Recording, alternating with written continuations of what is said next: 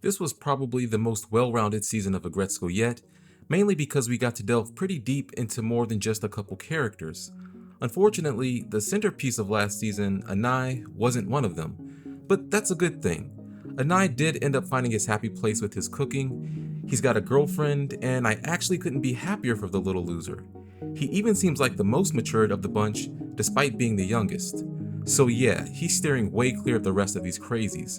But it's because we got to learn more about the other crazies that there were many themes that you could take away from this season. For me, the biggest theme was detachment and the dangers of becoming too detached, whether it's from your friends, family, society, the prospect of finding love, whatever it may be. And it starts right from the beginning. We see Retsuko is still clearly reeling from her breakup with Tadano from season 2. Convinced she'll never find someone special again, and fearing the pain of heartache, she's detached herself from the outside world and has fully invested her time, emotional energy, and tons of money into cultivating a relationship with her bootleg PlayStation VR boyfriend. And that's kind of funny until you realize just how common and popular VR love is here. There are plenty of VR dating games on the market, most if not all of which are developed in none other than Japan. In fact, there are plenty of places in Japan, including the otaku paradise itself, Akihabara, where you can rent an adult video VR booth and handle your business, complete with wall-mounted tissues. Why? Well, almost a third of all Japanese men plan to be lifelong singles, for the simple fact that dating and relationships are just more trouble than they find them to be worth, so I guess it would seem that rubbing one out really quick when you get the urge is just a little bit easier than cultivating actual romantic ties. But moving on, during season 3, Retsuko decides to rent a car for a hot spring getaway with her mom to compensate for her loneliness. Unfortunately though, Retsuko drives and parks about as well as my wife does, gets into a fender bender, and has to take a second job as the accountant for an idol group to pay off her debt to the group's manager whose car she damaged. This leads to Retsuko eventually joining the pop-heavy group and adding a metal twist to it. Now, although the addition of Retsuko proved to be a good one as the group's popularity skyrockets, there are some Day 1 OTM Girls fans who feel like Retsuko has tainted the dynamic. One in particular decides he wants to take matters into his own hands and end Retsuko's life. This, again, is no surprise.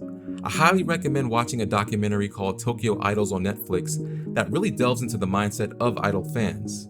Now, I don't want to paint them all with a broad brush, as I've been to a couple idol shows myself and the vibe is generally innocent.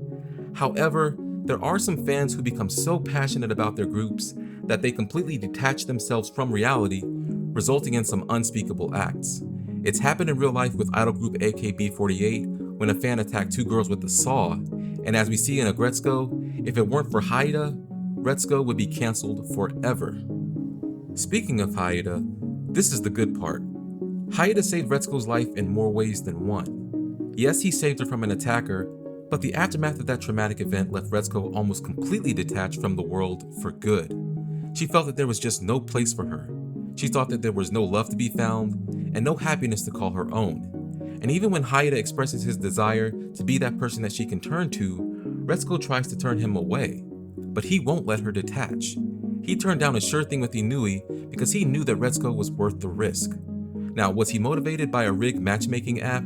Perhaps, but really it only confirmed what he knew all along. And that's what this show does so well. See, Retsuko isn't particularly special. Her life is like most, a series of victories and defeats.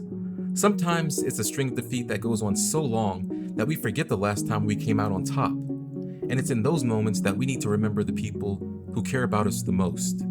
Especially in this era of social and even political distancing, it's crucial that we don't become detached from each other, as hard as that is right now. We need to cling to those who can help us make it through, just like Haida does for Retsuko in the end. Now, this isn't happily ever after for him and Retsuko necessarily, but whatever it is, it's exactly what it needs to be right now, in this moment. And wherever it takes them, at least they'll be together.